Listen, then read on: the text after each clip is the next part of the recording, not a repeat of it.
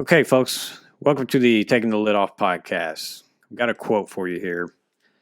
Your mind will take the shape of what you frequently hold in thought, for the human spirit is colored by such impressions.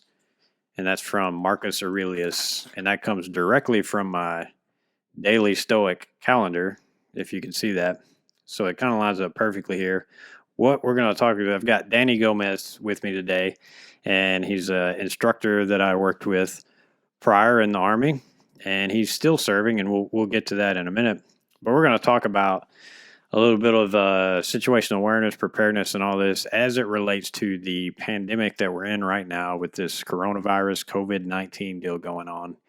And we're going to hopefully provide you with a little bit of perspective and some details and some things to think about as well to hopefully help you through this, what some people consider an ordeal. So, Danny, go ahead and tell us a little bit about yourself. Hey, Chad, thanks for having me on. So I'm a Lieutenant Colonel in the United States Army Reserves. Right now, I'm an instructor at Joint Special Operations University. I teach the design and innovation class. I also run my own company, First Person Xperience. We're an experience design and education company. We mainly do training and we create immersive experiences for people for basically high skill level sets like negotiations, creativity training, innovation, and things of that nature. Gotcha. And so we worked together at the Special Warfare Center at Fort Bragg, North Carolina, where I was an instructor. I was I chief instructor already when you got there. No, we did the phase one together first. Oh, that's right. That's right. Yeah, we did that little phase one deal first. And it must have been shortly after that I was chief instructor, and then moved on from there. And um, but good times. We learned a lot. Some of that will definitely be applicable here. And you're in New York, correct? You said Long Island, correct? Right here. Yep, I'm in Long Island right here. It's interesting over here. Very interesting to say the least, especially with New York City, what's happening there. A lot of stuff is going on, so there's a lot to talk about. Yeah, it's interesting here as well. Of course, the job I do now, working for DOE, since I retired, is essential, obviously. So for me, honestly, life hasn't changed a whole lot. Life around me is different. And then, life is a little different, the whole trying to stay at home kind of thing and all that. Um, but things have not changed for much and for me much. And so, having said that, I want to just, before we get started here, I just want to put out a quick disclaimer with the things that we talk about and the things that we say today. We're not trying to downplay or be disrespectful towards anyone, as far as the folks that are losing family members, the folks that are sick, the folks that have lost jobs and all that. We're going to try to help you with some information, but don't, with whatever we say today, don't think by any means that we don't take this seriously, or that we're like I said, we're downplaying your personal situation, because it's different for everybody. And hey, it's not over yet. So Danny or I, either one, could end up with this thing and could end up fighting for our lives on a ventilator. You never know. Yep. You don't know. So don't think it's not like, I mean, we could get this too. We're in the situation there with all of you. So that being said, Danny, let's go ahead and get into some of the things we wanted to talk about. I know. Actually, so first so you're wearing your shirt. I see your shirt with the little logo there, First Person Experience. Tell us a little bit about First Person Experience, and then how that ties into what we're going to talk about. So I left active duty in 2016 to try something new, enter the business world, and using the skills that we instilled in our special operations soldier in the schoolhouse. I wanted to bring that over to the civilian market and increase their level of training, increase their level of awareness in adaptability, in creativity, and experiential learning. So one of the things we did over at the Special Warfare Center was doing scenario design, right? Right. Showing which people are in the war and how our soldiers understand that operational environment. So I took those concepts and brought it to the entertainment world, and we created this post-apocalyptic zombie apocalypse thing where people can come in and try to survive the end of the world for 75 minutes. And a lot of the stuff I'm seeing right now that's happening was the same in my show, right? Putting people in these unique circumstances takes them into that fight or flight mentality and forces them to adapt. It forces them to do what our leaders are doing right now, is to make very important decisions with little to no information, or information that's always changing. And that's like what all of our leadership is doing right now, and what we're doing in our lifestyles as well. I'm going out to Costco. Do I got to wear gloves? Do I have to wear a mask? How am I going to pay my rent? When's the economy going to open up? What about all those things are very important right now, and that's what we dealt with in our show, and what we're dealing with in real life is this ability to adapt, ability to deal with this change. Yeah, so adaptability is the big thing, and I know we used to beat the crap out of adaptability at the schoolhouse when we were teaching together, and that's a major attribute of being a special operations soldier, and it really a soldier period is adaptability. I mean, you've got to adjust to the situations, and I think as a veteran myself, and then you a current guy, we've had to adapt in so many different situations that when we go through stuff like this, I don't think we see it the same way as a lot of people who have not, because for us it's like, all right, cool, what do I got to do now? It, Yep. it it's and it's as simple as the toilet paper thing. So let's talk about the toilet paper thing for a minute. And it's silly, but like, people are so worried about toilet paper, but as a veteran, there's all and the memes. Okay, so the memes have been Beautiful. glorious. Oh my God. The Just memes have been amazing. That's probably the best thing to come out of this are the memes. But there's all these memes. I've even shared the one with like the little MRE, toilet paper pack, and saying, "Hey, vets are prepared for this," or whatever. And you are, but for civilians are thinking, "Oh crap, I got to go get toilet paper." And for us, even for me, it's like, bro, I got towels, t-shirts, socks. I mean, like, I got a shower, right? I mean, whatever it takes. You just you adapt to where some people, they're so singularly focused, thinking, if I need to wipe my butt, I've got to have toilet paper. Versus well, the rest of us, I mean, you're exactly right. Here's the thing: they're going into a fight or flight mentality there, right? right? They're afraid, and what are they afraid of? Some would say, "Oh, they're afraid of the virus." Well, the virus doesn't has nothing to do with toilet paper. Like almost zero, nothing to do with toilet paper. So what are they really afraid of? And what they're afraid of is the unknown, right? Exactly. They don't know when their kids are going to go to school, when the job's going to open up, if their parents are, if they're old, if when they can see their grandparents, when are they going to, if they get sick, who's going to take care of the kids if they get sick? That's what they're afraid of. And when you're in that mode, you operate differently. So it goes on your survival. So when I see somebody, well, not me, but other people see somebody hoarding toilet paper, they're like, well, I need to hoard toilet paper too because I need toilet paper, right? And Exactly. it causes a panic. And like I was talking to my mom, I said, "Hey, mom, what are you doing?" She's like, "Oh, I'm not shopping." And this was like a week and a half ago. And I'm like, "Oh, what are you getting?" She's like, "Oh, toilet paper." I'm like, "Don't you have toilet paper?" And she's like, "But everybody else is getting it, right?" Yeah. Yeah. And that's one of the this is why these type of things happen, is because it's human nature, right? When you're afraid of something, you go into a different mentality, and then you make decisions based on imperfect information, and the only information you got right now is big scary virus. Everybody else is buying toilet paper. I will buy the toilet paper because I don't know when I'm going to get toilet paper again. Yeah, and so the only thing I have to add to that is, you're spot on, and that was exactly my thoughts. But also, Facebook to me drove the toilet paper craze, because what did you see in the beginning? all these people posting pictures of grocery aisles that are out of toilet paper.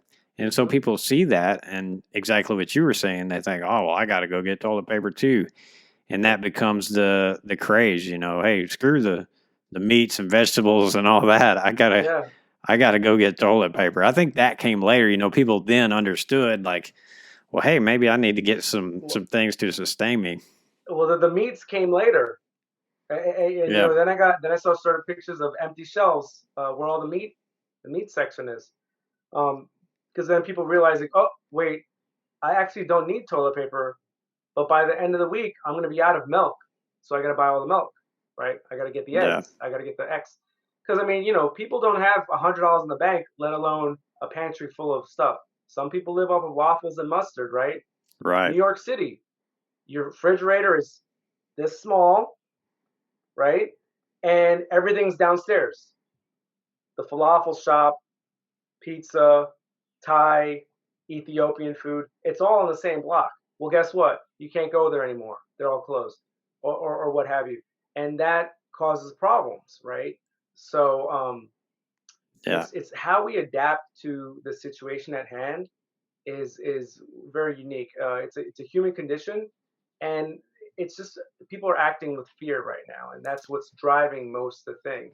Yeah, well, and I think there was a lot of disinformation in this, and honestly, there's still plenty of disinformation about what's really going on. But what I tried to tell people in the beginning, people had this attitude of, well, the flu does this and all that, and Yeah. so you've got the virus, but it doesn't, like, the virus is kind of the center of gravity, but all the other things that are going to go with that is not what people were prepared for or understood. I don't think Mhm. the supply chain, having people making a run on supplies and everything because they're like, oh crap, I'm not prepared, right? So that lack of preparedness drives these other issues that are going to come about with being able to get groceries or toiletries or all those kinds of things. So that leads into talking about preparedness. I know it was one of the things we wanted to talk about. Yeah, I've got a saying that I used to put on some of my videos and whatnot, and I still hashtag it or whatever now and then. But preparation equals victory, uh, and it's kind of cheesy, but whatever. Preparation is key in anything that you do. Anything you do, preparation is key for success. And people are just generally not prepared for this kind of thing. I don't think, and like you were saying, in some cases, can they even really be prepared? If you live in a little apartment in New York, like you were saying, with a little shoebox sized refrigerator, how do you prepare? So that's where people have got to learn from this and adapt. But what do you got on preparedness?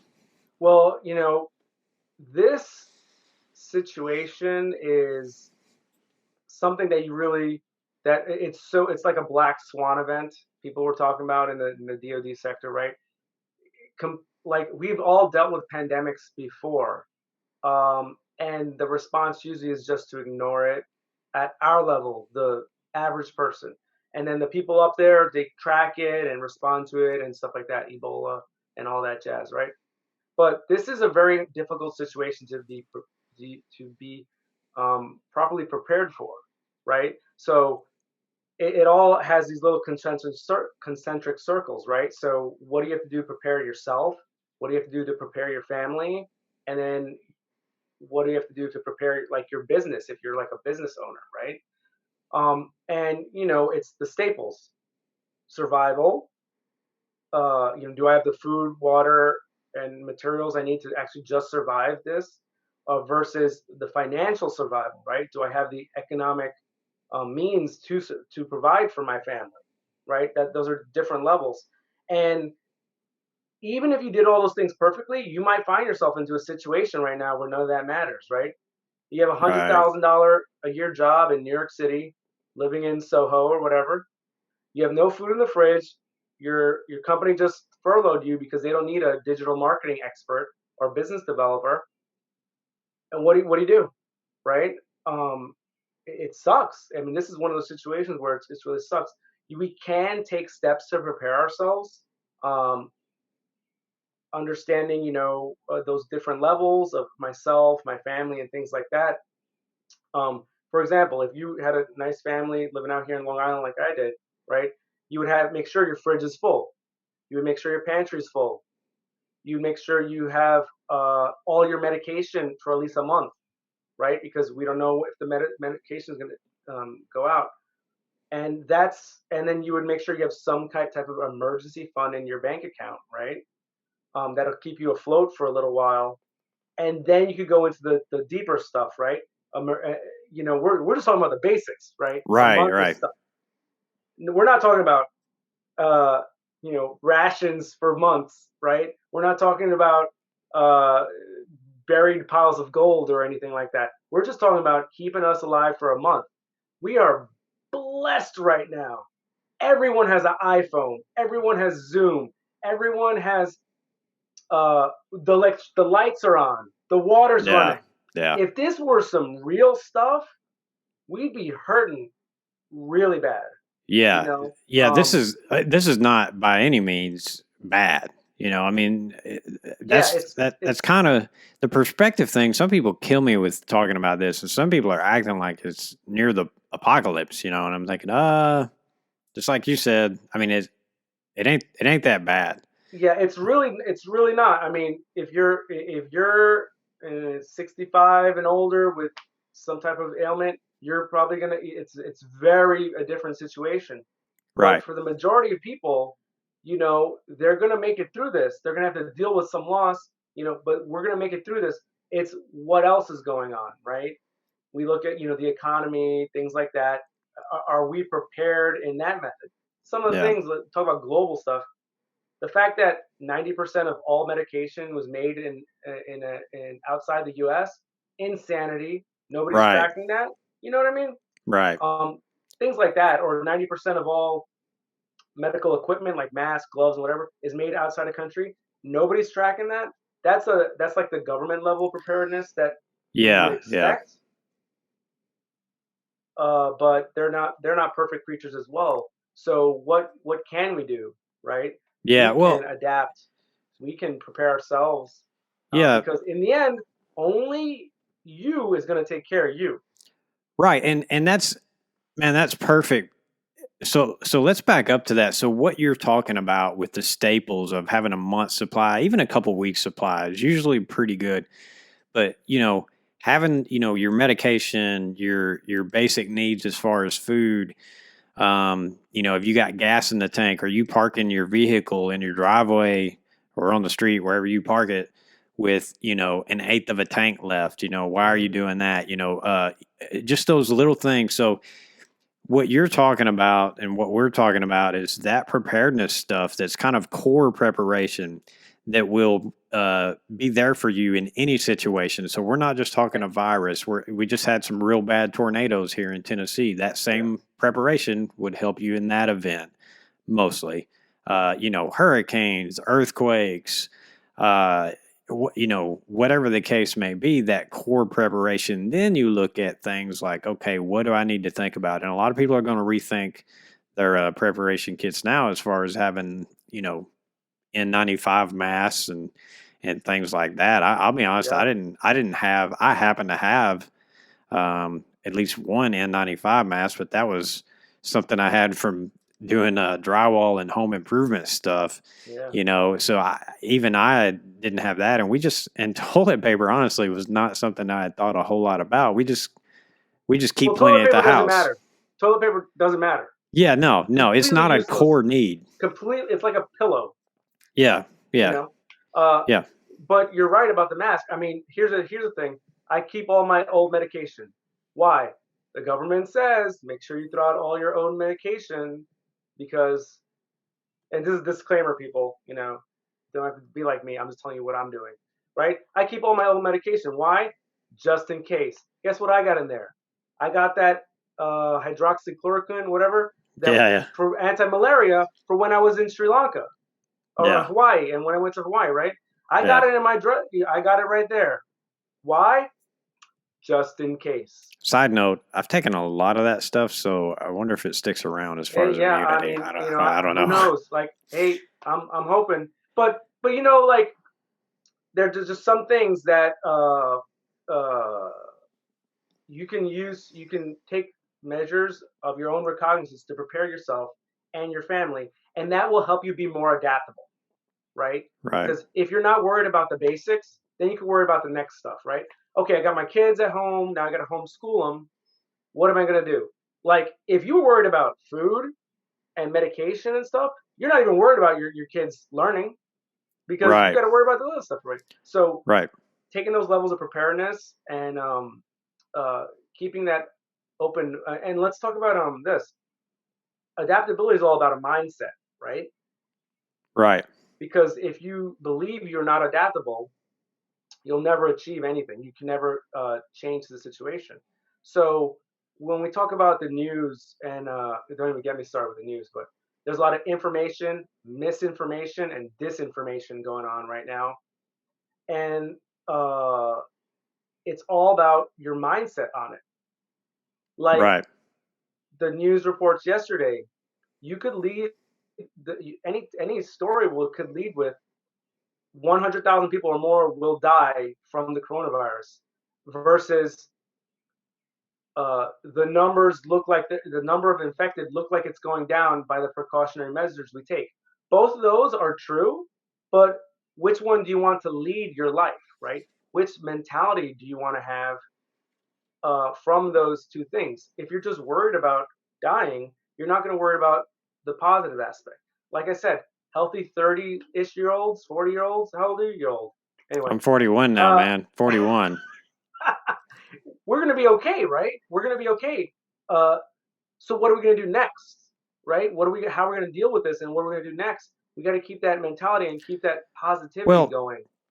well, so yeah, so adapting is huge, and but I want to, we kind of hit up the adaptability piece. I mean, you've got to, you can't sit and wallow in this. You can't sit here and think, woe is me, this is going on, it's so bad. You got to figure out, especially if you're a person out there that's lost your job, got to Yep. figure out what you're going to do next. You got to move forward. Pat Summitt, I'm a big Tennessee fan, so Pat Summitt is one of one of her famous quotes: left foot, right foot, breathe. Mm-hmm. Left foot, right foot, breathe, and move on, figure it out. Uh, and I want to back up too to something you said earlier about, you know, take care of your house, and this is huge. I and I don't want to go political, but this is something that I post on Facebook. You've probably seen it.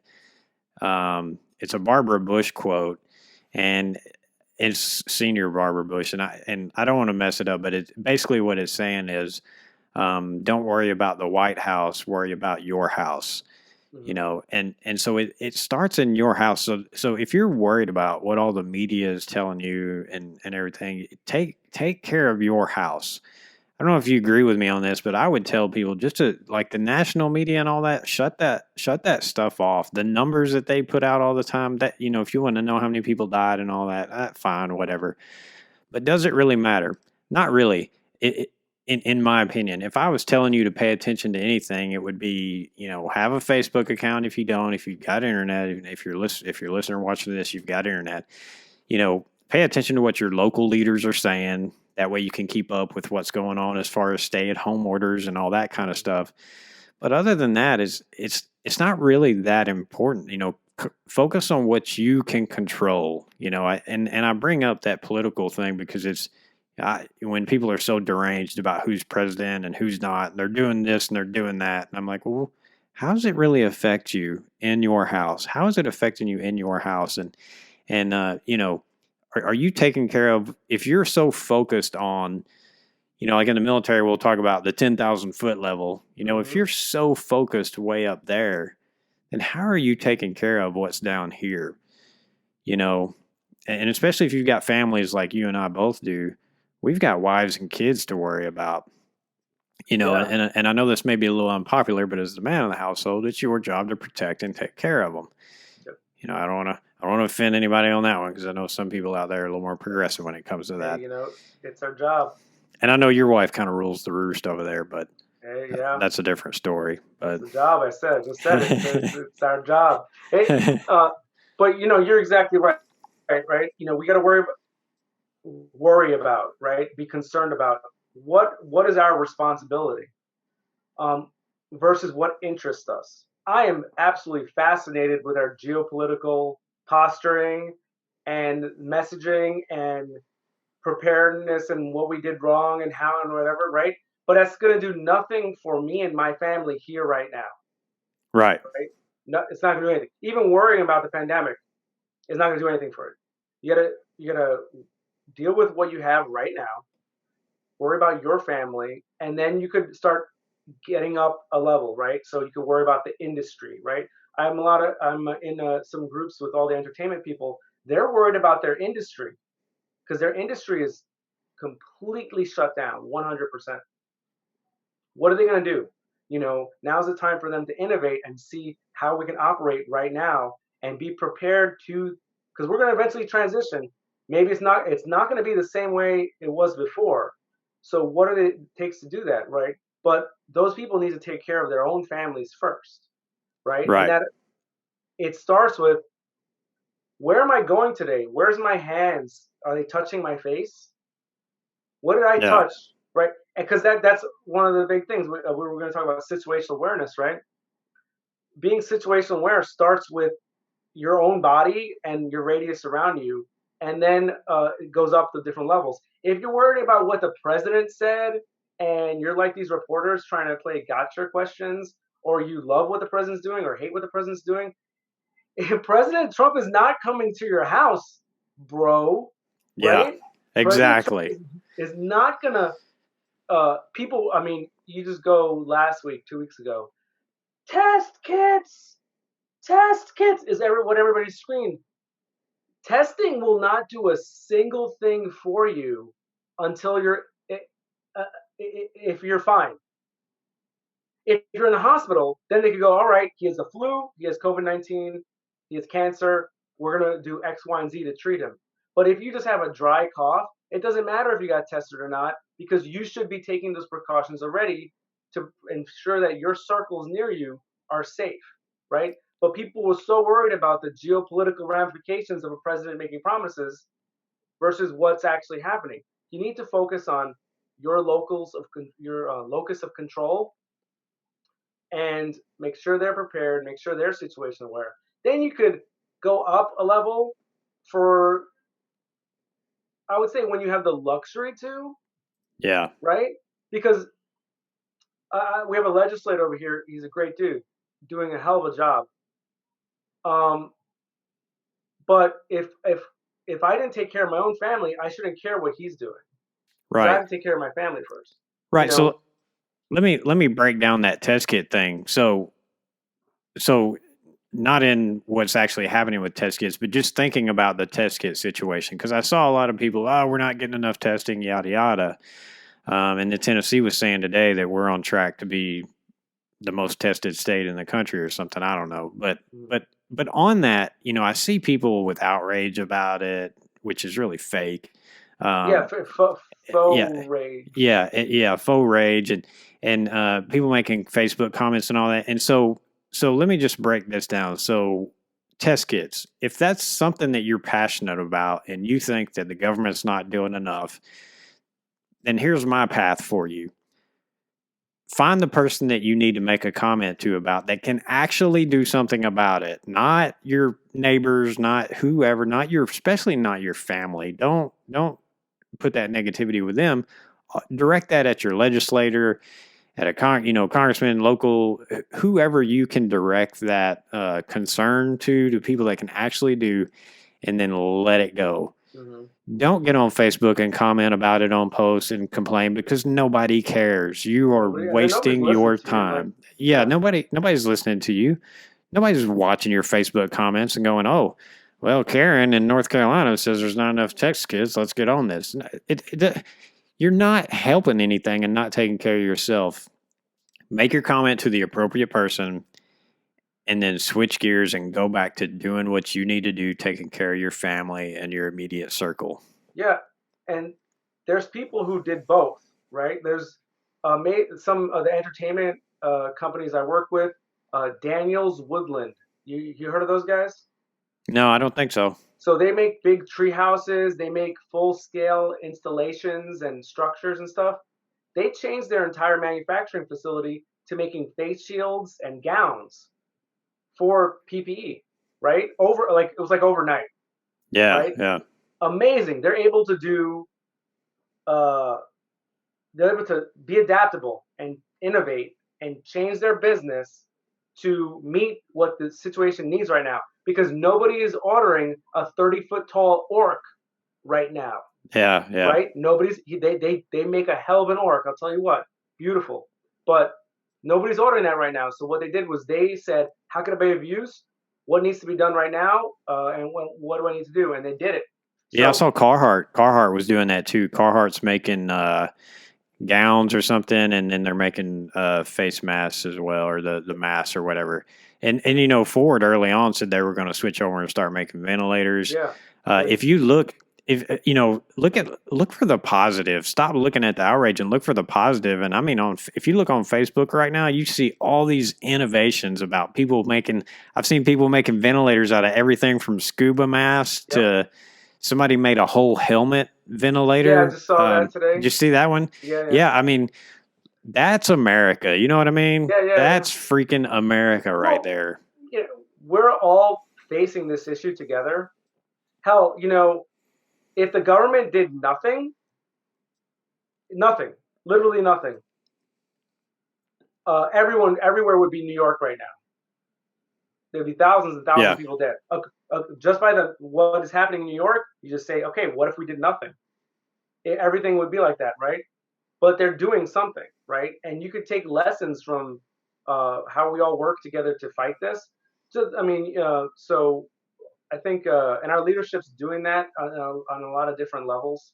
Um, Well, it's I unprecedented. You know what I mean? This is unprecedented unprecedented. that, There's yeah, no yeah, roadmap for this. You know, yeah. there's I no mean, roadmap. we could go back. We'll do an AR about this, hopefully.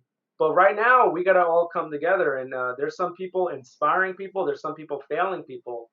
But that's them. We got to work on what we're doing right Right, now, and that's and that's a very good true. point too. That the AR thing, the after action review that we do in the military, where we look back and we see what were the pros, what were the cons, all that kind Hmm. of stuff. But again, that's where the government needs to do that. Yes, but you don't need to sit in your house going, "Did we learn anything?" Blah blah. No, you need to ask that question to yourself. Stop worrying about if the government's going to do it or not. If they're going to do it, they're going to do it, and they're not going to listen to you and go, "Well, crap, Bob in Minnesota said we should do a freaking Yeah, AAR." They don't care. So yeah, do what you can do. Look at your own household. I know I've already got stuff that I know that we need to improve just from this. absolutely, yeah. But so let's talk about the innovation piece and the adaptability innovation goes together, but it's also opportunity is kind of the way. And I'm going to post about this, and there's probably some more coming from this. I've got in my head with opportunity. It popped into my head, adversity is a chance. Adversity is an opportunity, and this is an opportunity for innovation, Hmm. business wise, like you were saying, trying to figure out how people can go on. I mean, I've seen there's a local company, Calhoun's Restaurants. They're selling groceries. Like they're taking some of that stock that they normally get in Hmm.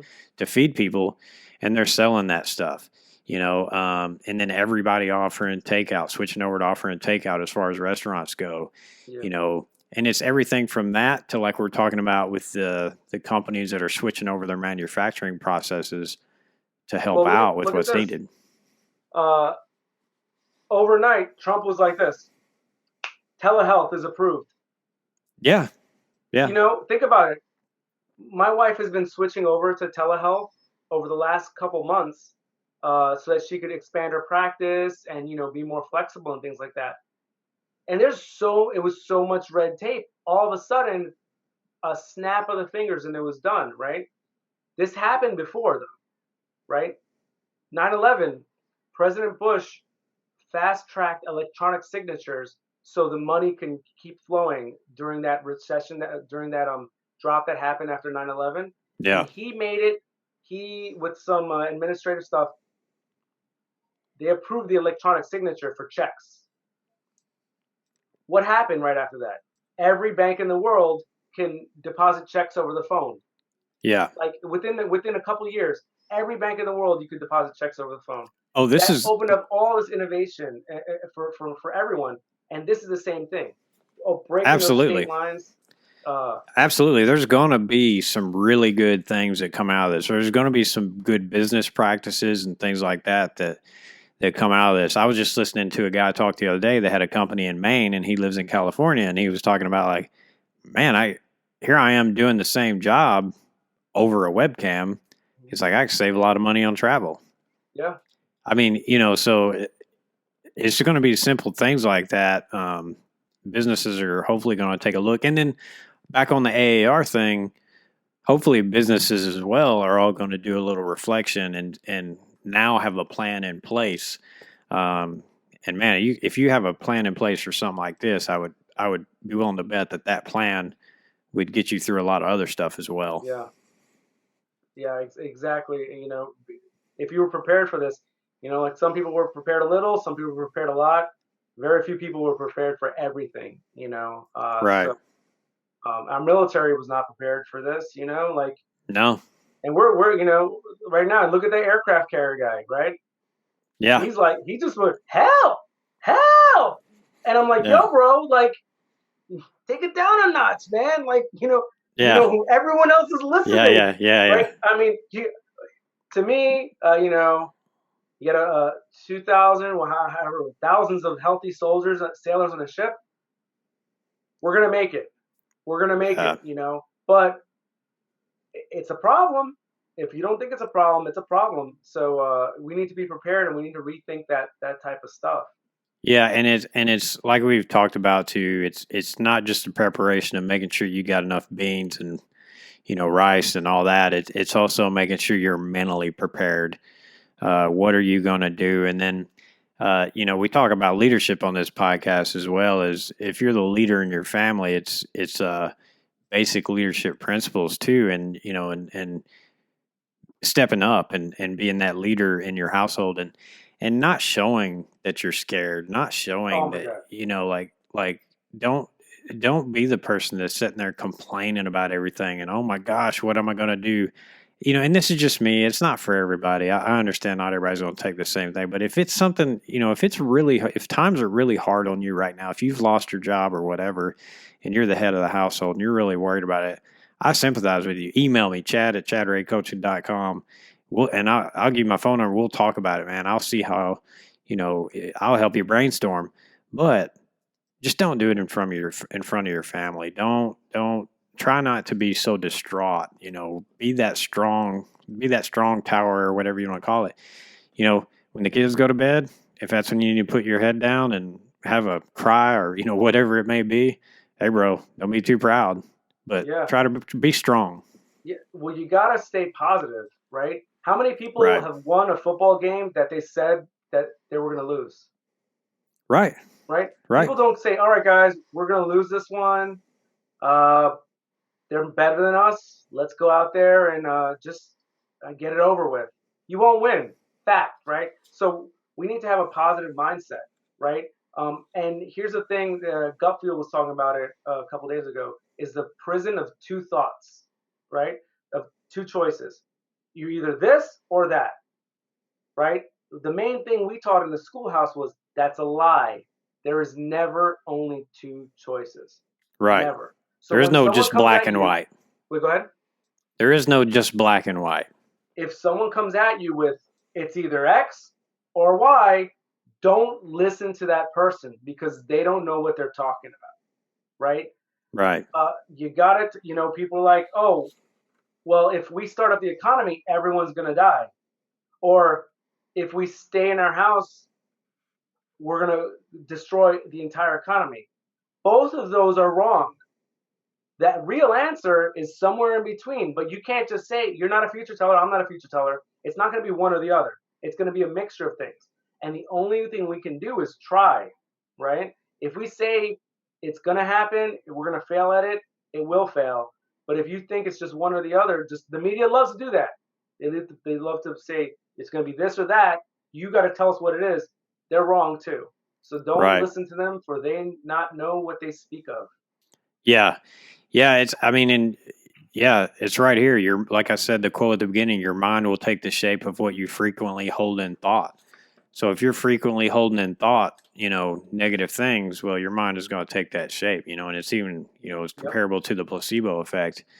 Um, something that popped into my head was you can't be prepared for everything, but you got to know how to adapt, like we've kind of said here. And I was thinking back to good old my time in the 82nd in Hmm. Afghanistan, and to two podcasts ago, I had some of my old soldiers on. That's all. Yeah. Yeah, we had a good time talking. But something that popped in my head about that is just about every mission we went out on was because back then we were flying out into valleys and searching entire valleys looking for uh, caches of weapons and different things. But anyway, about every mission we went on was they would tell us, yeah, it's going to be 48 to 72 hours. You're going to be out 48 to 72 hours. Not a single one was less than a week. And most of them were 2 weeks to a month. We would be out. We would literally have a mission that we were supposed to be out for 48 to 72 hours, and the majority of the most of them we were out for a month. Sometimes we would, after 2 weeks, we would come back for 48 hours back to Bagram, Afghanistan, the big base, refit, get a shower, shave, whatever, refit, and head back out. And those are usually a month in total. And we're carrying what we had on our back. We dang sure didn't have a Costco freaking thing of toilet paper, right? So you can just figure out how we managed that, and then obviously resupplies of water and chow and all that, But so it's kind of what I said in the beginning. We have a different perspective. We've dealt with those kinds of situations, living out of an assault pack for weeks at a time. I literally would take my T-shirt off and my socks. I would take one extra T-shirt, one extra pair of socks, and I'd hang my T-shirt and socks off the back of my assault pack so they could dry out. Switch them out, and you'd switch out every day or whatever. And I mean, no, don't get me wrong, you stunk like a mofo, Yeah. That's what you gotta do. but I mean, it's what you had to do. And guess what? Still alive, still healthy. I mean, it's about adapting and making it happen. Yeah, man. And you did what you were what you're private, right? Back then, corporal. Back then after that trip I was a sergeant. I was a team leader and Okay. then got moved up to squad leader during that deployment. Right. So you kept your guys in check. You told them, hey man, it Yeah, sucks, but we're gonna get through this, and you got them through it, which is the same thing people are dealing with right now. We got to get through this, right? It's gonna suck. It's gonna end. Maybe it doesn't, right? We got to get through it no matter what. We can't go home. We're home. We can't leave it. yeah, yeah, Right? So yeah. We're what do we here. got to do? We got to keep going, right? So Yeah, that's the, and that's the main thing I want to leave with everybody is you got to focus on you and your family. Be situationally aware of yourselves, right, and where you go out. That'll keep you safe personally. Be prepared on taking care of yourself and your family, and be adaptable to what may come. Right. If those three things will really help, and then if you have the luxury of taking care of that stuff first, then you could go on to the next levels up there and innovate on trying ways to solve that problem that's unique to you, or um, taking a big picture problem, and putting your resources at that to try and solve it. Like yeah, running an innovation defense network or something. Get all your buddies together and go attack that problem. You can do that. But if you didn't have food in the fridge before, if you don't have your bills paid, if you don't have gas in the tank, you would have never have gotten there, right? So make sure you got those other three things, and then it'll lead you to success. yeah. And by the way, you made a good point there. We don't know when this thing is going to be over. Trump wants to reopen the country or whatever, so to speak, by Easter or whatever. You don't know No, when no, it's he, going to he, be he got over. rid of that. Oh, did he? Yeah, Did he? no, Yeah, 30 days. 30 days, end of yeah. April, if that.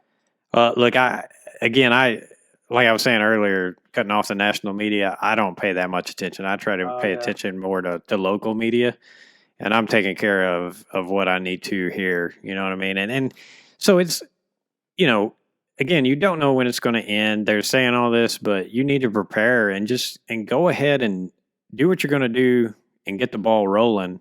and don't sit here and think, well, it's going to be over in a month. Go ahead and get the ball rolling. And the other thing I'll say is enjoy the time with your family. You know what I mean? Stay in the house. Like, look, like right now, one of the coolest things that I've seen is these musicians getting on Facebook Live Hmm. and playing songs and stuff for you. Something that simple, man. I saw Brad Paisley set up a whole couch full of stuffed animals and stuff and play a little concert and interact with people. And saw Tim McGraw doing it. And my friend Mark Wills, who's also a phenomenal country singer, he's done it several times. Like Garth Brooks was doing it. Metallica's not doing anything live, but they're posting live concerts every Monday night, like 2 hour Oh yeah. concerts. So enjoy your family, do whatever. But I mean, if nothing else, you've got the opportunity. Pull up these, they do it Facebook Live, but it stays on Facebook, right? So you can go back and watch it. Sit down with your family and enjoy somebody like Brad Paisley, who's an amazing singer. If that's your thing, if Metallica's more your side, whatever the case may be, and enjoy that. Yeah. Pull out a board game, pull out, just whatever it Spend is. time with your kids. Yeah, crazy. I know family is kind of a crazy concept now, and maybe pull them away from the iPad and spend a little time with them. But yeah, there's an opportunity. Through adversity comes opportunity, man, and you need to find those ways. But Danny, I think that's pretty much covered what we wanted to talk about. I know the thing is, you and I could probably sit here and talk about this until we just about fall asleep. Till the cows Um, come home. yeah, man. So we're gonna keep in touch, man. I want to have you. I want to have you back around and talk some more about some of the other stuff you've got going on, the books and whatnot. I'd love to put that stuff out there. So we got to have you back, but this was kind of a targeted opportunity, really. And I'm glad. I thank you for your time, and I don't want to get you in trouble with the wife, so we should probably wrap it up, huh? Yeah. Hey. Yeah. Hey. I got your back. Like I said, we were in our own special little war together, right? Yeah, Versus yeah, in the schoolhouse, and our main enemies were bureaucracy, right, and apathy. But yeah. we survived that, and we did amazing stuff and trained some amazing soldiers right now, before, and they're doing great things right now. So, love to talk with you again, and I love to keep following your podcast and get on with you. Yeah, man, we've got to get Mark on. He's being lame right now and not getting on yet, but we're gonna get him on the show, Mark Finnegan, and Yep, we need to dive more into some of the things we did at the schoolhouse because I think we really did some world class stuff there. Uh, world class. yeah, and the training was amazing. Uh, so everybody, I hope folks take something out of this. We'll try to talk more. I don't want to beat up. Everybody's talking about coronavirus and everything. Hopefully, this is a little different from the norm of what you've been hearing. We may have another show on it. Who knows? But Danny, I appreciate you coming on. We'll set up a future visit, man, and take care. Be safe up there. And if it gets too bad, you can always come down here to Fort Chad Ray. Hey, thanks, brother. I look forward to talking with you again. And hey, you never know. Never Yeah, know. yeah. I don't know if we can be in the same house, though. I don't know. We might have to put you. I might have to build a guest house. Yeah. All right, man. It's good to see you, man. We'll talk soon. All right. Check you later. Take care.